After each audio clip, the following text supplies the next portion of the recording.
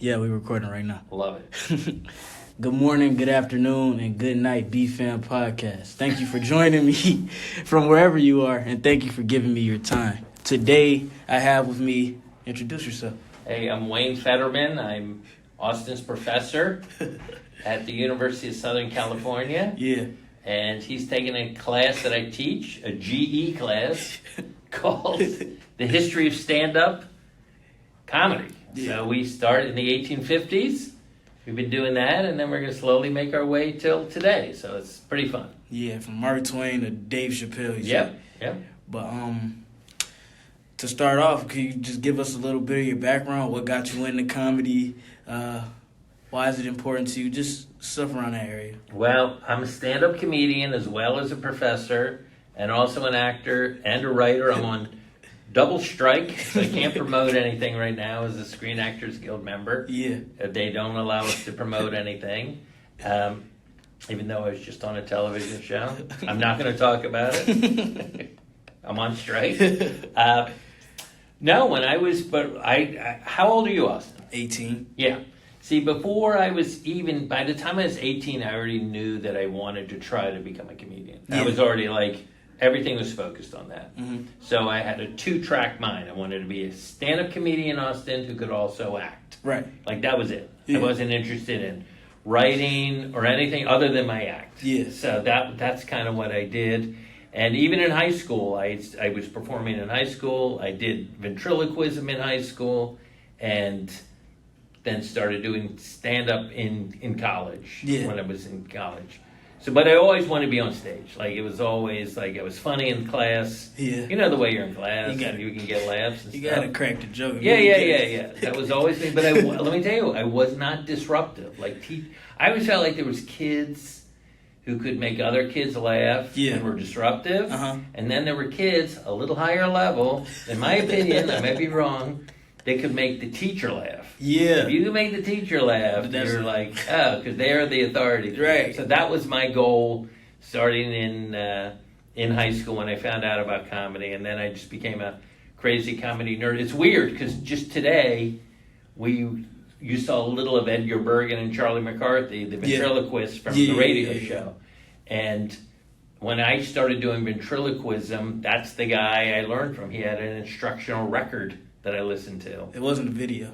It was not video. So how do you learn from a ventriloquist? Record, because you just listen to listen to how you do it? Yep. He'll teach you how to, you sort of substitute, certain letters for ones that move your lips. So that was it. That's how I started. It's weird that you just saw it. Had you ever heard of Edgar Bergen before then? No, I haven't. I've seen ventriloquists on America's Got Talent, but that's about it. He was huge. Yeah, he was huge on radio, and it's so funny. And his dummy was very. We're not going to really go over it in class because he's not a stand-up, and I'm trying to focus just on that. Yeah, but his dummy was incredible. Charlie McCarthy was he could say things that other people couldn't say because it was he had that latitude. It was really weird. Yeah. But, so that's how it started.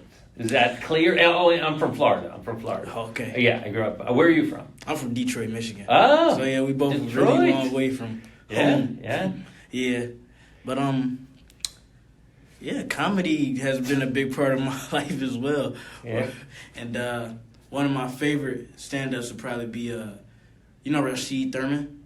No? Tell me about it. Oh, my God. Right. Well, I only know one act by him, but it was one of the best ones I ever heard. I wonder if I can play it without getting copyright. You might get a copyright problem, but I'll look him up afterwards. Just tell me about him. First of all, how did you discover him? Was it on TikTok? Was it on... No, it was when I was growing up. My dad and my granddad are the funniest people I know. So they would always be going back and forth. And as a kid, I'm growing up. I'm hearing the stuff. I'm knowing it's funny in some way, but not when I got older, I could start to understand the jokes and what was being said and what is going on. And it was still pretty funny. So my dad would play this clip by Rashid Thurman, and it was a... Rashid Thurman? Yeah, it was a clip, and it was the skit was you can't like rob an old Spanish dude. It was really? Okay. Yeah, it was like, you can't rob an old Spanish. And it was stand up? Yeah, it was stand up. I can't wait to see it. Okay, guys, I'm going to go on this adventure together. I love it. And then Richard Pryor got a good one. The mafia joke is one of my yes. I got to get more into it. Yeah, we'll play that. We'll probably play that in the class when we get to, because it's very interesting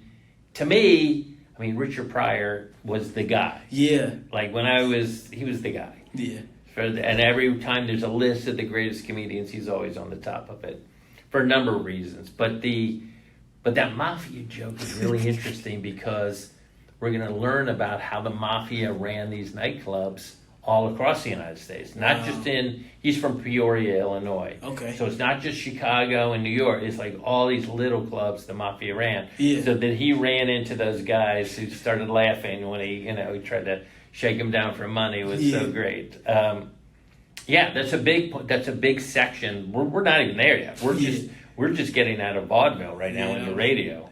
And the more I sit in class, the more it makes more and more sense. But when I first got in there, I was so lost. Really? Yeah, I was kind of Tell lost. me, I'm very curious. It was interesting at the same time because, when you see comedy today, you just see people standing up telling funny jokes. When you really go back, you see it was almost kind of rooted in racism at first in some sort of way, but it grew from that. And as time went on, people... I would say it was more rooted... I use the word rooted in ethnic stereotypes. Yeah. That's the way I would say it. But a lot of people think that. So it's that's totally right. Yeah. As a matter of fact, remember we were talking about Bob Hope today? Yeah. I have an incredible clip of him talking about that. That's sweet. Yeah. But yeah. We're going to see it on Monday. It's right. him talking about how comedy changed, and that was a big change. That it was all, you were doing an Irish, a black guy, the thing. Yeah. But and then one thing, I feel like I'm a funny person. I don't like to call myself a funny person because when you do that, it kind of takes... it ruins it, It takes away from it. But I always wanted to learn how to, structure jokes like the comedians do on stage because I don't think I would know how to even start. Why don't you take there's a stand-up class that they teach at around school. It's called Introduction to Stand-Up. Okay. I don't teach it. Yeah. But this woman teaches it named Judith Shelton, and she's great. Yeah. And that might be a great way for you to, if you have the time. I mean, you're busy in business, doing whatever you're doing in business here. So, but that might be if you have time to do that. And then I teach a course for the kids that pass that course, then they can study with me, called Becoming a Pro, how to get open mics, that kind of stuff. But she's fun. She'll really, it might be, if you want to, here's if I can give you the tiniest little advice, stand-up comedy is like swimming. Whatever I teach you or Judith teaches you or anyone is it's good, but it's not as good as getting up on stage and doing it. Doing it. You got to do it. I hate to say it, man. You have to watch other comedians, watch how they do it, and then do it. That's better than anything I can teach you, anything any other comic can teach you. So it's risky. You get up there am I funny? Is the thing? Am I wasting everyone's time? But you're a charming guy, Yeah. Another question I have is, how do you feel about the, how some comics are scared to go to therapy because they think if they go to therapy, it'll make them unfunny. I feel the same way. I feel I just lose my sense of humor if I were to... That's a great debate. Yeah. That's a great debate with comedians. Yeah. Because some are on the other side. They're hey, the more healthy I was, the easier it was to write jokes. Yeah. And other people are well, the weird neurotic part of this is kind of the juice that makes me funny. Yeah. There is no answer for that. I would just say...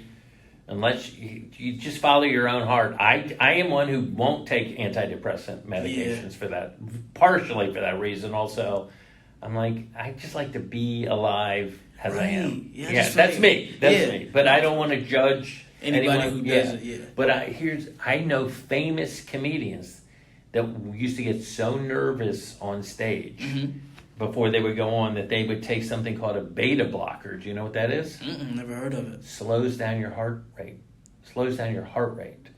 So they don't get too, because when you get nervous, your heart rate goes up. It starts to spike. Yeah, exactly. So I was I'd like to take that too, but I'm not going to, affect my heart. Yeah, you don't want to risk. I don't want to risk falling out on stage. I'm not going to do any of that. So yeah, but yeah, that's a great question. Yeah. I don't really have the answer for that. Yeah, that's about it. But I do know that some comedians are very self-destructive and could use some help. You know, and I've seen a lot of them with some drugs and alcohol. Obviously, there's a bunch of them that just burn out. Yeah. So how does a comedian deal with slowly becoming unfunny? You don't have to look at me. It's the worst question I ever got. No, it's like comedy is one of the hardest jobs. Yeah, because like you're judged for every joke. Whatever your last joke is, that's it. And then like, what else you got? Yeah. So there's a lot of pressure on it, but you just have to. It's a grind. I hate to say it. It's a grind. Yeah. So we are, just so you know what's going on, we're in what's called a breakout room. Yeah, in the Marshall Building. In the Marshall Building at USC. People are walking by and we can see people, so it's a little distracting. Yeah. I feel like I'm in a fish tank. What does breakout mean? I guess it's like a little study room, so people. Why wouldn't they call it study room? I don't know. I mean, you go from the classroom into the. Oh, wait a minute! Room. Isn't on Zoom when you go to smaller rooms? Don't they call that breakout rooms? Yeah, they call those breakout rooms. Okay, so maybe it's the same. Maybe it's a physical manifestation of the Zoom rooms. Yeah. Okay, that does make sense. Yeah, that does. But there's video. These are pretty. This is an incredibly high tech building. What is the name of this building? No. What happened? Somebody was trying to call me. I declined the call. Okay. But we back on. We're back on. Are you sure? Yeah, I'm sure. Okay. All right. A very high-tech recording equipment here. It's also a phone and a flashlight, I assume, right? Yeah. Okay. This is quite a high. What's that's not me. That's me, and he keeps calling. All right, let's take a break. Nah, we're gonna keep going. I'm gonna text him. That's the best thing about technology. You can't turn it off the phone part? Yeah, I don't know how to mute him. Oh my God. Who is it? This is a guy from my math class. Wait, are you a freshman? Yeah, I am a freshman. Oh my God. So yeah, I'm just. How's it going? Well, all right. No, I'm open to questions. I don't know. So you're a freshman? Yeah. So your first day of school, you were in my class, right? Yeah. That's amazing. I've never taught freshmen like that before. So really? That was a first for me, yeah. Wow. I'm sorry if it was too confusing at the beginning. No, it's fine. That's just anything you learn new. I've never been exposed to this type of history. Yeah. Everything that I'm learning here is almost basically brand new. So it's starting over. Right. Because, in high school, in some schools, it's such a closed-off curriculum. Uh-huh. You only learn in the academia. You never get to step out How did you even get here? Did you apply to a number of schools, or did you just always want to go here? No, but when I was growing up, I always wanted to move to California. Yes. I never knew how I was going to get here, but I guess college was the way here. But even throughout high school, I never knew where I was going to college. I didn't want to think about it. That's too much pressure to... Really? Coming in freshman year thinking about where I'm going to college. Am I going to make it the next week first? Okay. I know Detroit stuff. I know stuff there. Yeah. So I was taking it 1 week at a time, one semester at a time. And by the time I got to... the 11th grade, some just came to me that I wanted to go to USC, so... And no idea? No idea. What do you mean something came to you? It was like an epiphany. You ever just get an idea to just do something, and it popped out of me to at least try to get here. So I play football. I play a number of sports, but I play football, so my first ticket out here was to go to the elite football camp here, so... I went to that, performed well. They invited me. Wait a minute. Slow down, because I'm learning. Yeah. This is like you. Because I'm super curious. Yeah. So what does that mean in a league? Is that during the summer? Kids, for high school kids? Yeah, so... I gotcha. Yeah, for how long is that? It was 2 different camp days, so it was a 1-day camp. You just come out, showcase your skills, do a number of drills, do one-on-ones. And then I did so good the first day, the coach pulled me aside and was asking, where was I from? And I'm like, I'm from Detroit, so my time is limited out here. And he asked me if I would come back the next day. So I came back the next day, performed good again, but while I was on camp... Wait, are you a wideout? Yeah, I'm a wide receiver. Yeah. I can tell you're not an interior lineman. Yeah. So how fast can you run? pretty fast. It's the same thing with talking about being funny. I don't really like to talk about myself playing sports, but I feel like I'm above average. You're above average. Did you run track and field? I ran track and field for 2 years. I started my junior year. So you're a jock. Yeah, when I got cut off the basketball team, so I had to find some way to get back. And can you touch the rim? I can dunk. Oh my God! How tall are you? 5'7". No. Yeah. You can dunk at 5'7"? Yeah, it's pretty crazy. I'm not. Still? Yeah, I just did it yesterday. How old were you when you first attempted? When you first dunked. 11th grade. Okay, all right, so not that long ago. Yeah, no, it wasn't that long. Okay. Were you surprised you were able to do it? Yeah, because I never really attempted. You can't palm the ball, right? I can palm some balls. Oh, I was weird ones? Yeah. Okay. I mean... Okay. In context. Yeah, I got you. But yeah, I could palm... Hold on. We're pausing. Hey. Yeah. Okay, I'm really into this. Oh yeah, within context, I can palm basketballs. I got really strong hands. I like to work out, but I just don't like to look stocky and buff because I'm short. So it's like I'd be a stereotype at that point. But so junior year I began to play football again. I played when I was younger, but I ended up quitting because the coach was so terrible. Yeah, I've been there. I played. I couldn't make. Obviously, I'm not on the level you did, but I've been playing sports my whole life. I played full court basketball to this day. Yeah. Yeah. So, coaches can be insane. Yeah, and it was like really abusive dudes. Just struck my confidence. It just took it away from me. One year I was good. The next year I felt like I was shit. Yeah, it was like I stopped playing football. I moved on to the basketball track just because I knew I could switch, so I started playing basketball again. Right. I get to high school. Basketball was actually my gateway into the high school that I went to. I probably would have never even Private touched. High school? Yeah, I ended up going to a private high school. Yeah, that's how they do it. Yeah. Is it Catholic? Yeah, it was. Yes. All boys. What's it called? UND Jesuit. Okay. Yeah. Those Jesuits, those are good schools, man. That's a good academic school. It was one of the best decisions I ever made. I don't think I would be here right now. No, probably not. Talking to you, you know what I'm saying? Talking to Wayne Federman. I love it. Yeah. Oh, my God. To keep the... so you had to play basketball for the school and track. Yeah. And what were your events in track? In track, I did long jump, but I didn't start track until my 11th grade year after I got cut from the basketball team. So I started playing football my junior year before I got cut off the basketball team. Right. Because, the basketball season is right after the football season.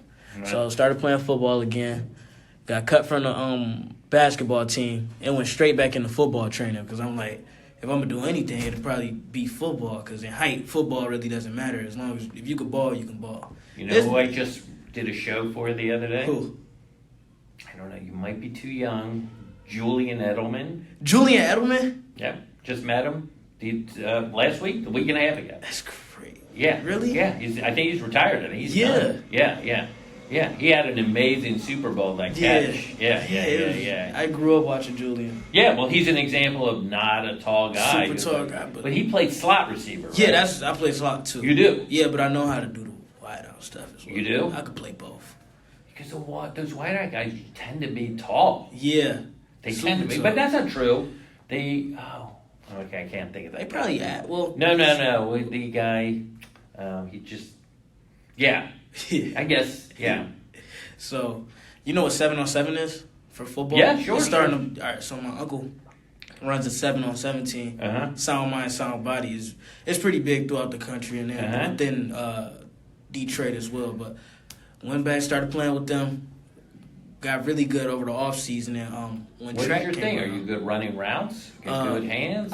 All of it. I'll show you my clips after we get done. You can tell me what you think. Love it. Yeah, but I had no idea. That's super impressive to me. Yeah. Because I was just like at class clowns and plays and doing ventriloquism. But all my friends were jocks. Yeah. I was very athletic until middle school when I grew. Oh, you couldn't handle. Yeah, some people just grow too fast. Yeah, I think. And this is the weird thing is this is long, my torso, but my legs are short, so I'm not fat. Everything is bad. Yeah, everything is bad. You want long legs, short, the whole thing is a mess. Yeah. But I love playing sports. Yeah, love it's it. so fun and relieving. Yeah. So track season came around, and growing up, I was always scared to do track because my dad was like a super big track star. Oh, he was? Yeah, for like whenever he was running and stuff. So I'm like, oh, so it's in the family. Yeah, well, with him, there's not too many other athletes. It's right. him. But so 11th grade year, I was like, I'm gonna just go out and try it, and I ended up getting super good at it. We won a state championship for the first time in about 20 something years. Almost 30 years. Right, and just long jump? I did long jump. That was my contribution to the team, but I was on the fastest team in the state, though. Did you ever do relay? No, they didn't need me. So I just you get this, you know how track points work, right? Yeah. So I just used to pick up those points that put us over the edge. You needed, it's a team thing, Yeah, so I'll pick up the points in the long jumping. Do you get a trophy? Yeah, I got medals. We got a trophy. I got a few pictures in my phone, but yeah. We won the state chip for the first time in 30 years, and then... like a legend. Yeah, and then we almost back-to-back. We almost repeated. What happened? What happened? How heartbreaking is this? Is sports. Sports is the most devastating of all. So if you can deal with it, it's great. But if you can't, you might be in the gutter forever. It's a heartbreaker. Yeah, and it literally breaks your heart and your spirit. Yeah, it replays in your brain all the time, and then you go back and say, "I could have did this different," because you start to see all the. Of course. Yeah, it's the worst. So, my junior year when we were winning a lot. Yeah. At the regional, my friend actually it's crazy. You watch Michigan State. I don't know if you keep up with college football. Yeah. Did you see the catch recently made by the guy on Michigan State, the one-hand catch? No. I'll show it to you, but he was at the regionals or whatever. So he scratched every jump after his first jump. He had a good first jump, but he scratched every jump after until his last jump. So I got first place. He ended up beating my teammate by like 0.5 inches, like a centimeter. It was crazy. Yeah. So the following year, I get out and I jump, I want to say 21 feet, 21 something. Right. And I was 2 inches under qualifying for states, period. You get 21-2, you can qualify. Mm-hmm. Other than that, you got to either be first or second place. I'm in first the whole thing. We get to the last jump, some random guy comes and jumps an inch further than me. And it was... So that took me out of states. Look, if you need to cry, I understand. So that took me out of states. And process it, man. Don't push it down. It took so It'll long. pop up otherwise. Yeah, because it'll haunt you at night. Yeah, of course. You'll be laying down and you'll be like, I could have jumped 2 inches. No, I know. But yes, of course. Yeah, so my friend Nick Johnson, he runs track at Detroit Mercy. He was dealing with... Detroit, I watched 8 to 10 Detroit Mercy basketball games last year. Well, you know why? Because Antoine Davis was going to break the all-time record. Yeah. Here's something you don't know about I'm me. listening. I wrote the official biography of Pete Maravich, the guy he was going to break the record of. What? Yeah. I'm friends with their family. I know Pete Maravich? Yeah, I wrote the book of Maravich. You can look it up. I used to watch him to get my basketball moves. He's crazy. That was one of the most insane. Yeah. You know who that is? Yeah, I know Pete. Yeah, Pistol Pete. Yeah. Crazy passes. Crazy. Yeah, that's it. So but when I was a kid, he was still playing. I watched him, not live, but on TV and stuff. Yeah. Yeah, so he was like just another basketball player, like a fancy basketball player. Yeah. So Nick was dealing with the injuries all season. And then when we got there, our top runner, Jaden Reed, he runs at Illinois State right now. Really? He got injured at the States, and I think we needed him to run one more race, and he got hurt in the race before, which we didn't get the points hammy? for. What happened? I think he pulled his hamstring. I just said hammy. Yeah. So I predicted it. Yeah, it's usually what it is. That's the usual one. Yeah. But yeah, so I was at home watching. It's not that good again. It was not that good again. He tore his labrum or something. Yeah. No, okay. I apologize. Yeah, that's fine. That's funny. Yeah, it's usually a hamstring. But yeah, so we lost the points momentum. I'm sorry. If you love the sport, I can't give you. I mean, there's sports psychologists now that deal with all of that stuff. I think those are like the most important because Yeah. Outside of comedians having poor mental health, I think sports they're very similar because you have to perform under very intense circumstance. At the right time, within the right circumstances. Can't be the day before, can't be the day after. And with them both, you don't get a second chance. I mean, once it'd be hard. It's harder to redeem. And everyone knows. Yeah, and it's broadcasted everywhere. And then it's funnier when you fail because it's broadcast, so they can just keep replaying it. And the fact that it's recorded and you can go look at it is even worse. You can't. It's like something you just can't run from. Right. Yeah. By the way, there's a lot of activity in this I don't know. at Marshall. What is the name of this building again? Fertitta Hall. Say it again? Fertitta Hall. Fertitta? Yeah. I don't know. This hall is incredible. Guys, I've never been in it, but it's like dimly lit, professional. Oh, yeah. No, this looks intense here. I need to get a camera to start recording so it can be. But. Yeah, of course. Well, that's very impressive. That's for us, and that's cool. I just went to the club. Well, can I ask this? This is a sidebar thing. I'm an open book. No, it's not about you. Oh, okay. Would you ever, after class, we walk over and play a game of horse or something? Sure. Right. You know the Lion Center? I was thinking more in outside, because I don't have like a pass. Oh, the pass? Okay. On the tennis courts, they have basketball courts. All right, I'll go over there. If you want to, I don't know. That's fine with me. Oh, actually, are you into golf? No. You don't golf? Do you know any golfers? Yeah, that's not my thing. It's not. I mean, I have friends of mine that golf, but I don't. As long as I can play real sports, I'm not going to play golf. I'm not going to play a thing where I'm driving around. Like, that's not going to be. In a little go-kart. Yeah. And I'm not saying those guys aren't amazing athletes. Yeah. They are, but as long I need to play. I need to play tennis or basketball. Competition level is right there in front of you. You always have to be engaged. Yeah. And also, I like the sweat. Yeah. I like that I can still do it is a miracle. Mm-hmm. Because, I couldn't even make the JV high school basketball, let alone the varsity. It's really bad. Really bad. I mean, I could tell you about making the varsity. It's very hard. We had a really good team. But the way they cut me was so funny. Brutal? Yeah, no, it's like they bring you into a room like this, but it's really like a back room behind like the bleachers or whatever. Yeah. And he goes, I made it to the second day of tryouts. I was actually surprised. I didn't think I was gonna make it. Oh, so you had realistic? Yeah. Okay. So he goes. I mean, what? They bring you into the room and there's like 5 of them, and they like jump you with the bad news. They go, we don't want to do this, and we're gonna have to let you go. So I told him I was gonna go play I was gonna go play football, and then I won a state chip in track. So I contributed. No, I know you did. Look, you bounced back. You Yeah, definitely bounced back. But it's so funny now that you're saying it, because in theater and there's auditioning, and they're like, we're gonna go another way.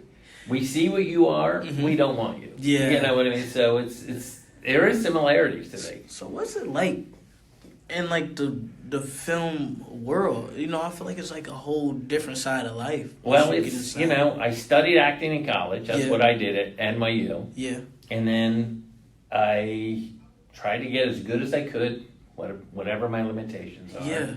And then it took a while, but you have to kind of learn how to audition. It's like kind of the big thing. Yeah. And then once I think I got that down, I started booking.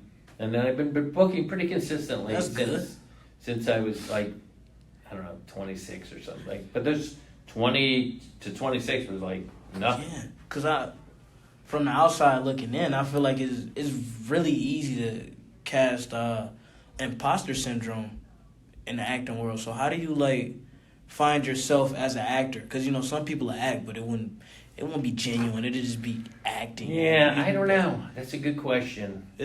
All I know is whenever I'm acting, my number one goal is to like this be present, like be in it. Yeah. Just whatever's happening. Someone's yelling at the thing, she's crying at the thing, or it's usually comedy, so it's usually none of it. Yeah. So like know my lines, be in it.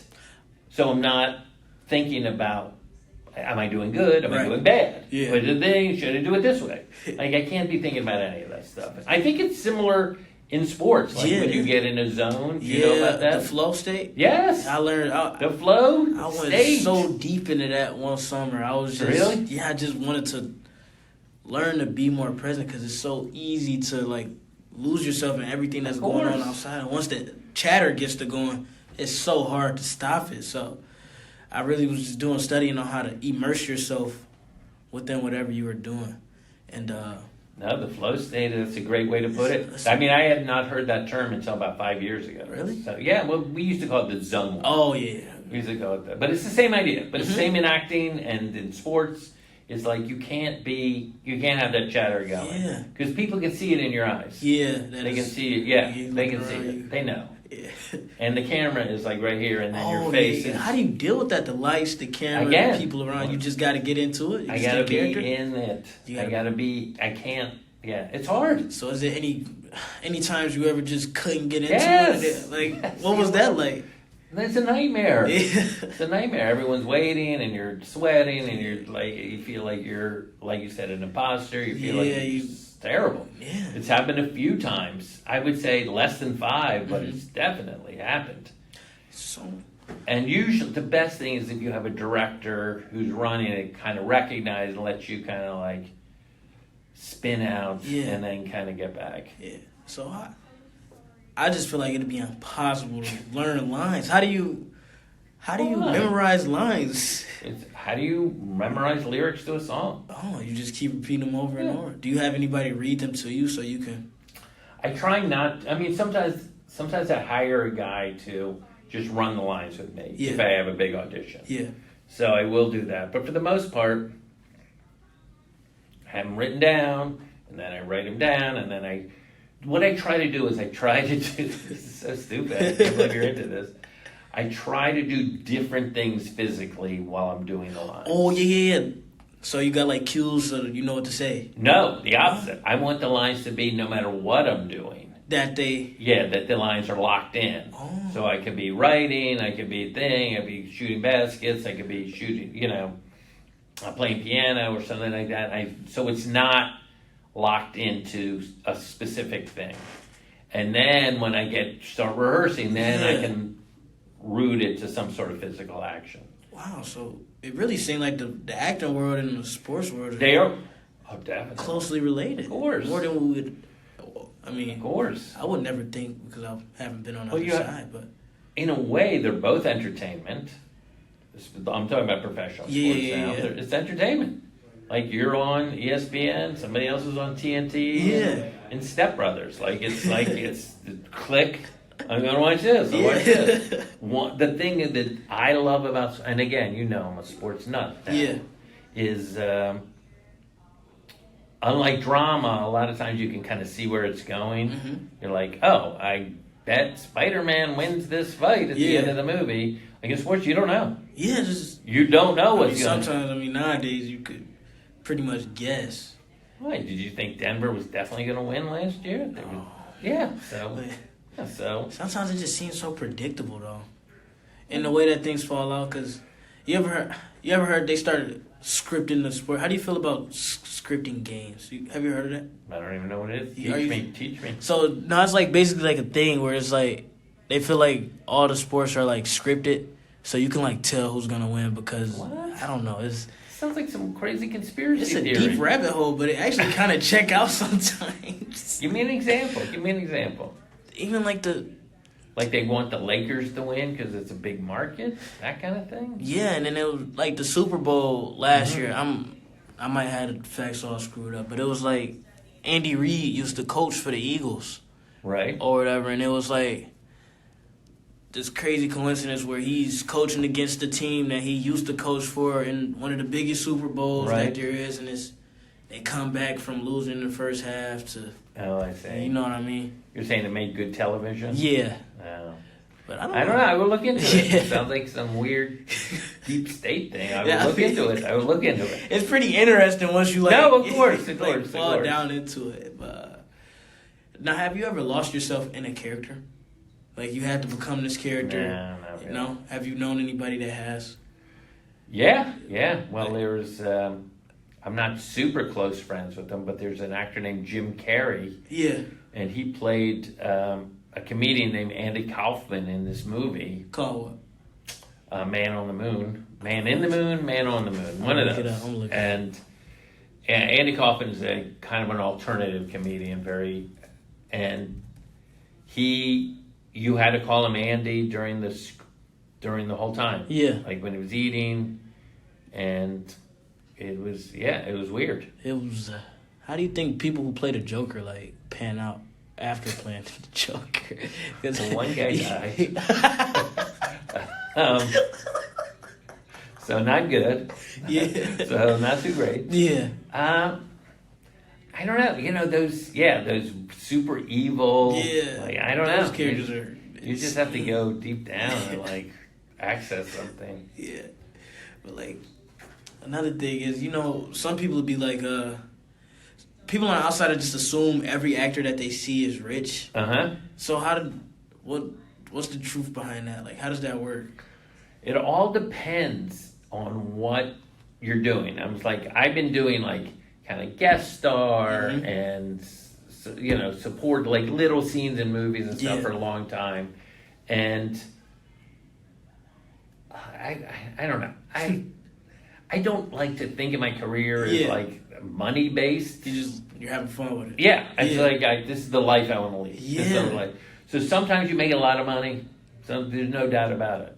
You make a lot of money, and sometimes you don't. Yeah. So it's like I wouldn't say I'm super. It's not like I live in Bel Air or something like that, but I do fine. And I do. This teaching job is.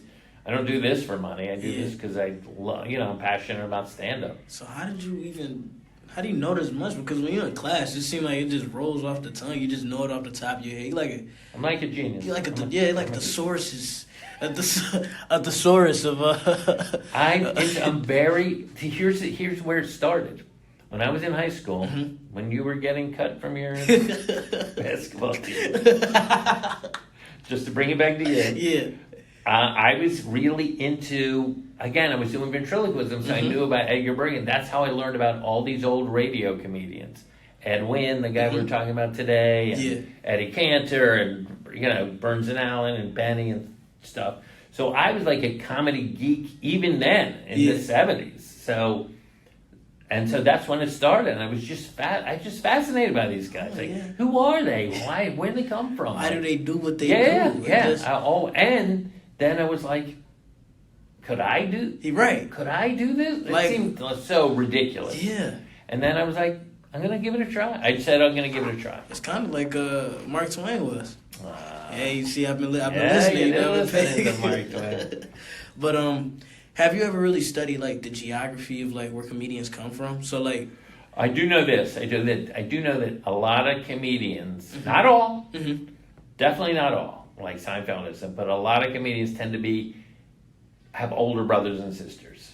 So they use. So they don't get as much attention. So they're like a little more starved for attention. Yeah. The parents are like, we can't. Yeah. We don't have time for you. And two, verbally, because it's a verbal job, your verbal skills are higher at a younger age.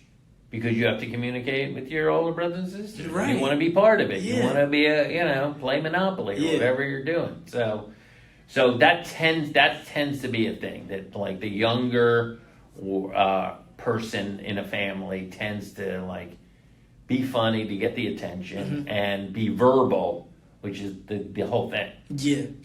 So do you think it's easier for people to become funny from scratch or become funny rooted from trauma? Because a lot of people they make fun of their own trauma and it'll get laughs, and from there they'll branch it out. There's no real answer. That's a great question. Let me think about it. All right. I think some people are just naturally funny. They just see the world. The way I describe it is like a lens on a camera. Like they just see it with a little different angle than everyone else does. Yeah. Everyone sees this and they're like, oh, I'm going to focus in on that part. So some people just have that thing and can just see the irony or like the wittiness or the stupidity of things or whatever. They're upset about it or they're just or they draw connections from two different things. Yeah. They see this and they're like, how does that go together? So it's really fun. So there's those people, and then there's other people who are like, whatever. There's no better example than Richard Pryor. like what happened in his childhood was just. Oh, no one can compare to that. I'm not no one, but you know, the mom, the thing, the prostitution. Like I wouldn't know. Like when you were a kid to see like your parent or your mom having sex. What's going on? Like, like just how you would view the world. Yeah. Or humanity. But he did. I mean, he did go to school. Mm-hmm. You know, and he went to a good school. Where did he go? Yeah, in Peoria. He didn't go to college, but he did. No, but he went to. Not like you, he didn't get to USC, but he did go to high school, and then I think he went into the military for briefly, and then wanted to do a stand-up career. That's nice. But he, so that kind of trauma, I feel like he was medicating that his whole life. That's my stupid opinion about it, but you know, he was like just a massive drug user. I mean, I did not know that. I got a lot to. I'm in the class. I'm sorry to laugh at that. Just because I thought you had seen that whole movie about where him with the mafia guys. No, I didn't see the whole movie. I just know the clip because my granddad showed it. Oh my God! What's the movie called? That one is called Live on the Sunset Strip, but there's another one that we're really going to talk about called Live in Concert. All right. And those two movies are incredible. Just here's a couple things you should know about Richard Pryor. At one point, he was set himself on fire, either to kill himself or just a crazy freebase. I don't know if you know what freebasing is. Nah. It's like it was a way people did cocaine. I've never done it, but you light it on fire and throw a pipe. I don't know.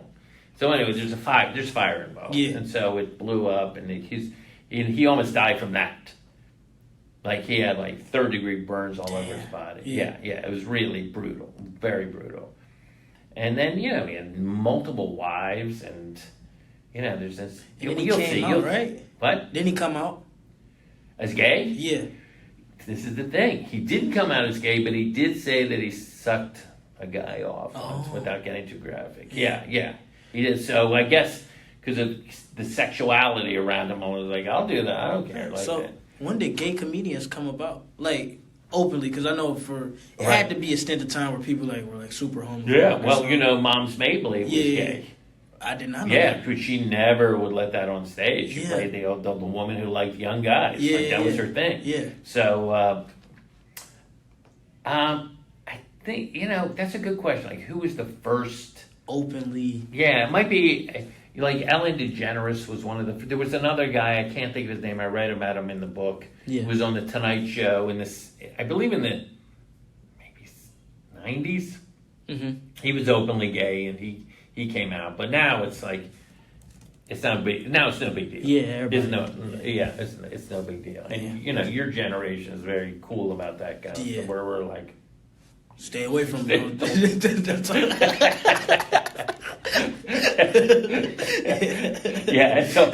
no, it's cool. I mean, I love it. I love that.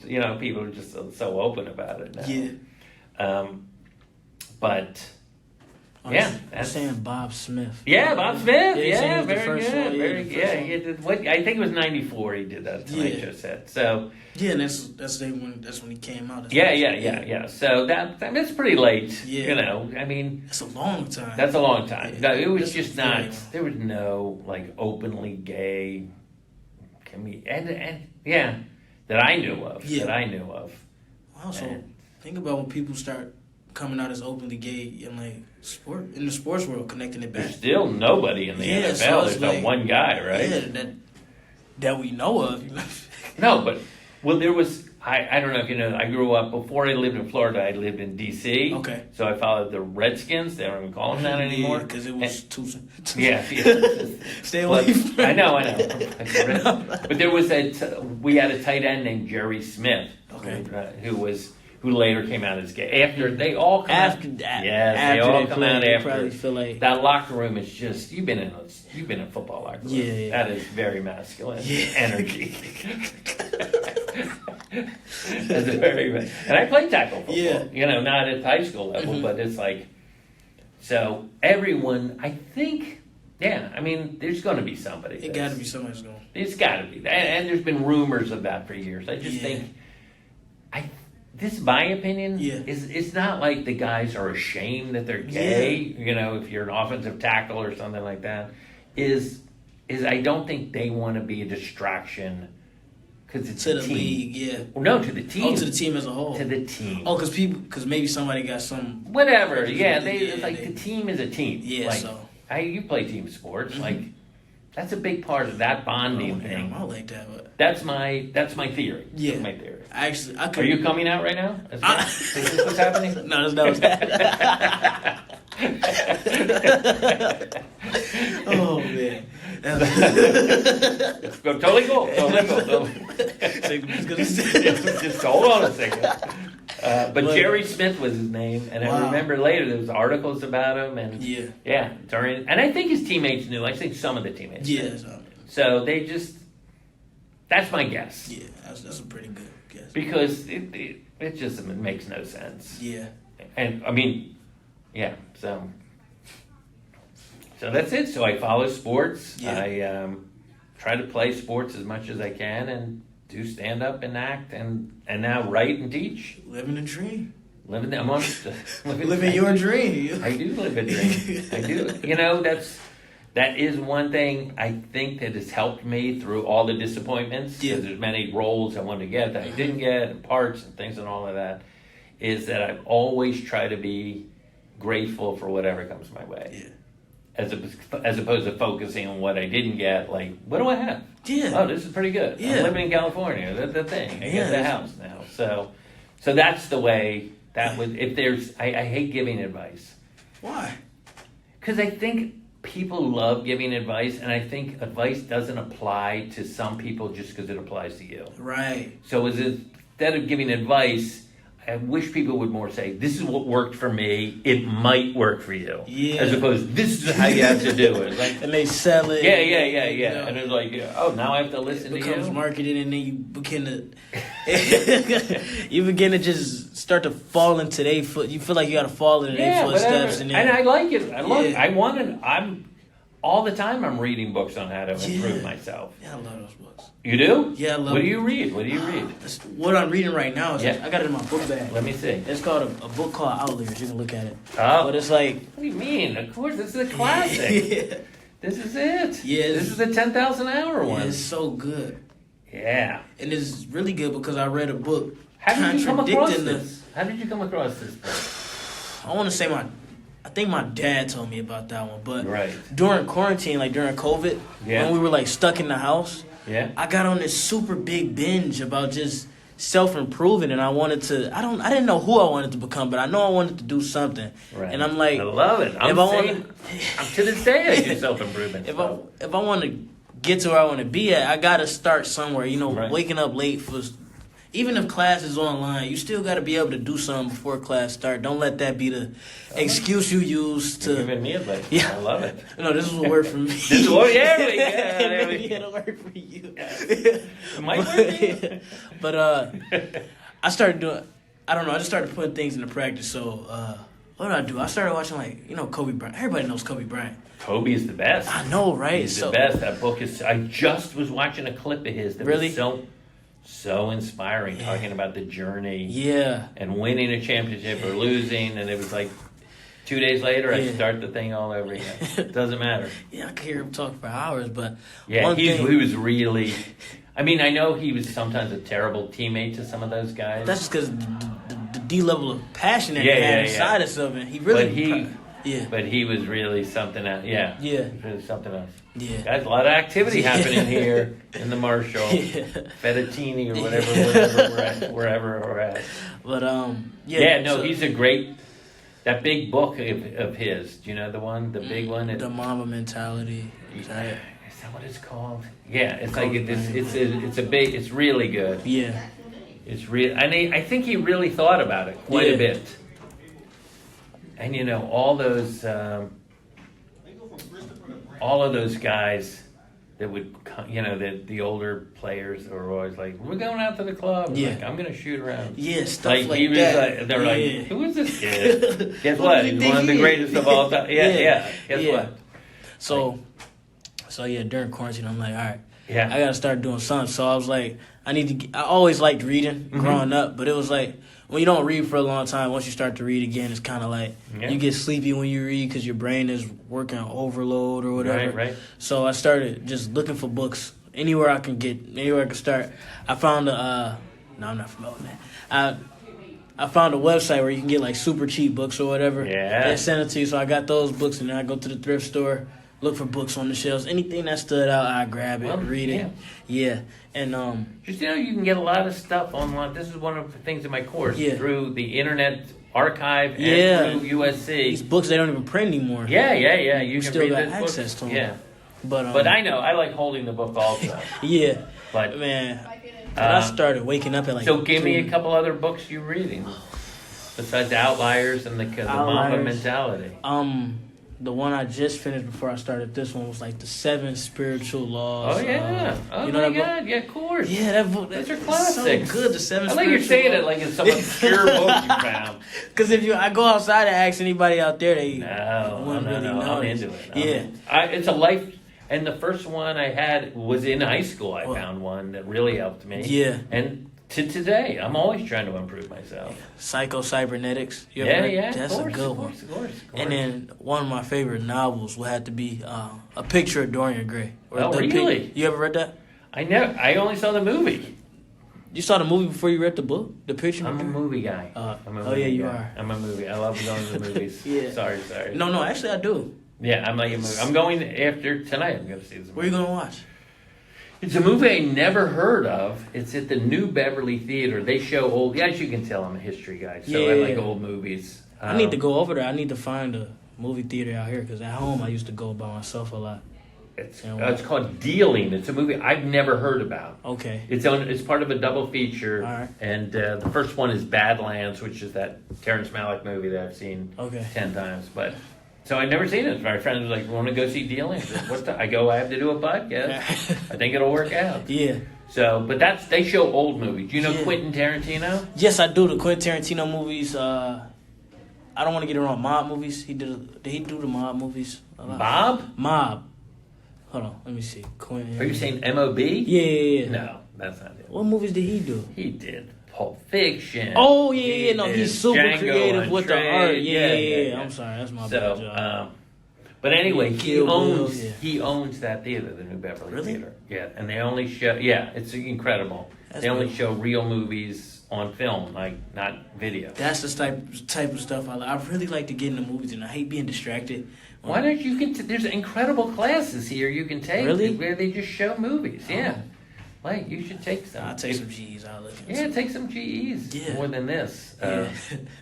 But no, I love that you're that book is incredible. That book is really good. The more I get into it, the more I... I used to make fun of that book in my act. I would say, so this is what Malcolm Gladwell proposes in Outliers, that if you do something for 10,000 hours, you'll get good at it. I'm like, oh, really? No one ever knew that if you practice, you would get good before he came up with it. Okay, what else you got? That if you eat too much food, you'll get fat? Is that your next book? You eat too many sweets, you get... Yeah, we get it. You practice a lot, you're going to get good. But no, he really puts it in he's a great writer, that guy. I love him. I love him so much. Actually, it's not on this computer. I have I'll show you in class when I get my charger to my other computer. Yeah. The spreadsheet of books that I've read this year. I can't wait. Yeah, so I'm super curious. As soon as I can get into it. Austin, I'm super curious about how people... to tell you the truth, this is my honest reaction. It's surprising to me that you're reading books. Really? Just because I just feel like you're inundated with so much media. Yeah. As a young person, and that you're just like, I just don't know how you would have time to read books. Found it. Okay. Yeah, actually. No, let me hear a couple. All right, let's see. So, in January... I love it. I love this part of the OCD part. You have to write it down. My favorite book out of there was... Yeah. I say 7 Habits of Highly Effective. Yeah? That was a really good one. That's a classic. February, one of my favorites out of the few was a little history on economics. and it was like a book, and it went through like in order from kind of like the history class that we're doing. Yeah. In order from the beginnings of economics all the way to talk about Adam Smith and all of that. Yeah. You ever? It's another one called. In March, I read The Fourth Turning. Have you ever heard of that? Say it again. The Fourth Turning. The Fourth Turning. Never heard of it. All right, so basically, I love it. Off the top of my head, the idealism of the book is that in America we look at history as a linear timeline, so we think nothing has to do with what the past brought before. Right. But he's explaining that we live in like a cyclical time. The lesson to keep repeating itself until we learn from it. And then we'll move it into like a linear straight. I wish I had a whiteboard. Okay. No, I found it. And then we'll get a new... Literally, there's one touching the back of your head. Yeah. So, yeah. Yeah, I wish I had a swivel chair. We all have things we wish for, right? Sometimes they manifest. Yeah.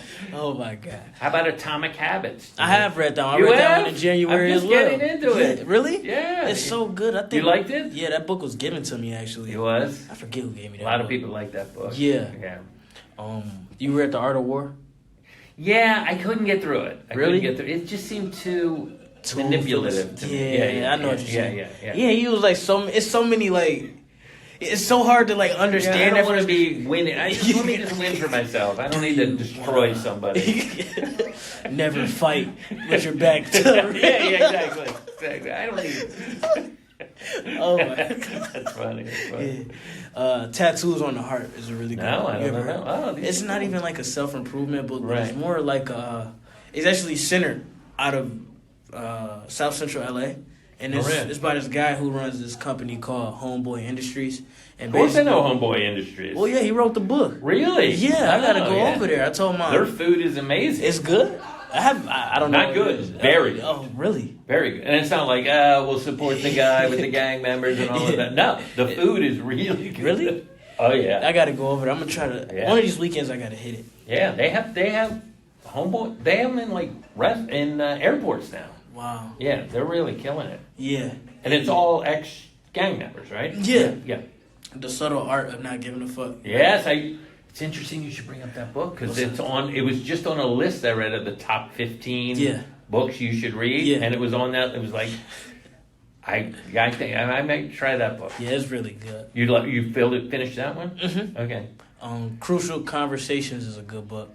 It really teaches you how to what to think about going into like hard conversations. Because a lot of times we'll go into a conversation thinking only about ourselves. Yeah. But we find out that the conversation opens up when we begin to listen to the other person and to begin to react off of what they're saying instead of having predestined points that we want to get at. This sounds like an acting exercise. That's why I freestyle the podcast because I feel like if I come with you like pre-fire questions, I'm gonna run out and there's gonna be an awkward silence for the next 20 minutes and then I think I could fill that out. I'm a professional, but no. That is interesting. But that is, like I said, that's like an acting exercise. Yeah. Like to not have it's just dialogue. To be in it. Yeah. To fall right into it. Like right now, I feel like I'm totally immersed. Yeah, we've already been over an hour. Yeah, let's go. But it's really I'm watching the clock. No, I'm kidding. The French. So give me some other ones. The French art of not trying too hard. What? Yeah. I'm not trying too hard. Yeah, not trying. It's like the idealism behind that one is basically to succeed at what you want to succeed at. Don't try at all. So I know it's like the opposite of the Mamba mentality. Yeah. It's like so you can say put the manifestation in the air and then set the goal, but once you begin to have like again predestined goals, stuff that you want to hit, right, it becomes harder to work in. I know, guys. They gotta be. Let me put it this way. Breakout rooms, this is what we learn. Yeah. Not soundproof. Yeah, at all. We need to... Look, that was going to happen. Give me another one. I'm very curious. I'm that... Oh, I'm going to finish the idealism behind it. Yeah. Probably left some people on the cliffhanger. But you set the goal. and then you let life do its job. You let the universe do its job between point A and point B or Z, whatever letter you want to use. But if you come at your goal predestined with like every single thing that you want to accomplish, you're not gonna be ready for when you don't complete that goal. Got it. And it'll set you off just like in sports. Right. It'll set you off the record or whatever. Oh, no, that it'll does be hard make to sense. get back on, circle back on. Right. Success through a positive mental attitude. Yeah, that's old. I mean, that's the one. That's probably the oldest one on there, right? Yeah, probably. Let's see. Nausea. What? I never got through that. I didn't get too far through that, but that's more of that's a philosophy book. Okay. And that was yeah. Let's see. That was written by. I learned about this in philosophy class. That was probably the funnest class I took in high school. What? Philosophy 1 and 2. Those were like one of my best classes. But that book was written by Jean-Paul Sartre. Oh. Yeah. Well, that's one of the greatest philosophers of all time. There we go. Sartre. Let's see. I'm trying to think. The Divine Comedy. Yeah. I read that one. You did? I had to read that for school. Yeah, but it was still a pretty good book. 48 Laws of Power. Everybody know that book. Yeah. That's a really good book. Influencer. You read Influencer? No. It's almost the same as Crucial Conversations. Just being able to listen to people is what really is going to set you over the edge. And then trying to direct people in what to do. My idea behind it is you really just want to make people think it's their idea.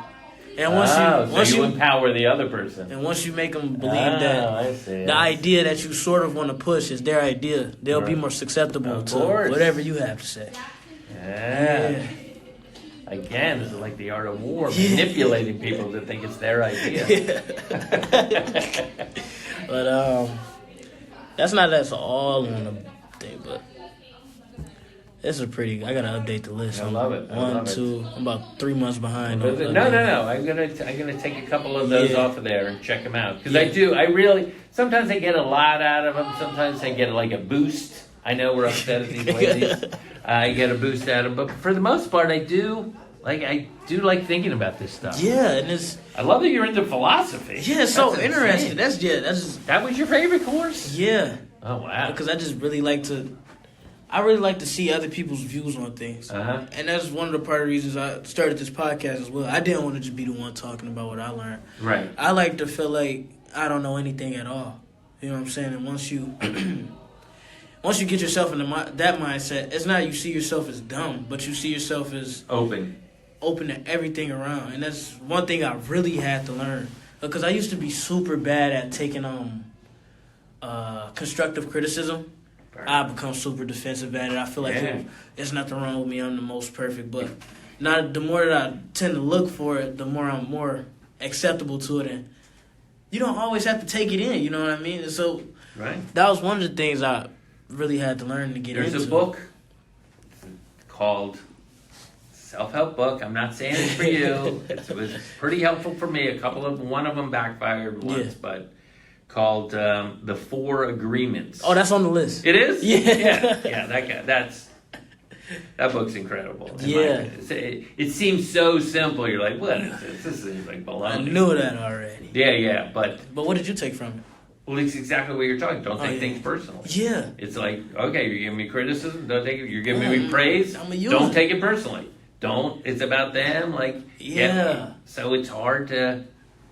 Yeah. And that's another thing about life. If you're gonna accept. If you're gonna accept one thing, you gotta accept the counterpart. Yeah. So you accept the praise. Time. You gotta accept the. I know. Yeah. So you can't have one or the other. You gotta. Yeah. They're both imposters, but it's hard. It's hard because the praise feels so good. Yeah, it's so you can fall into it. Oh, of course. And sometimes I get so scared when I'm doing so good because it's like, I don't want this to stop. All right. I never want this to stop. But you ever heard of you ever been in a mental state where it's like everything is going so good that you like, something has to go bad eventually? You ever been through that? No. This is what happens when things go really well for me. Yeah. And again, I'm not like a God guy, but I've always I always just go, thank you. Whatever's making this happen, I appreciate it.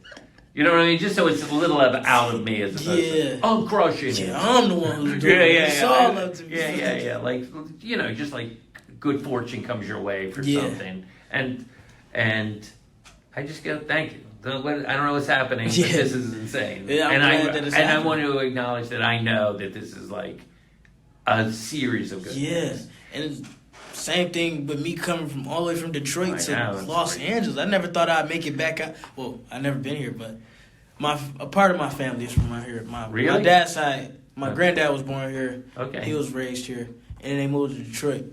Growing up, we weren't the wealthiest, so it wasn't like you could just go to California. So I was always asking to go, and I love it. It's by like the time it's I got already here, like I got myself here. Yeah.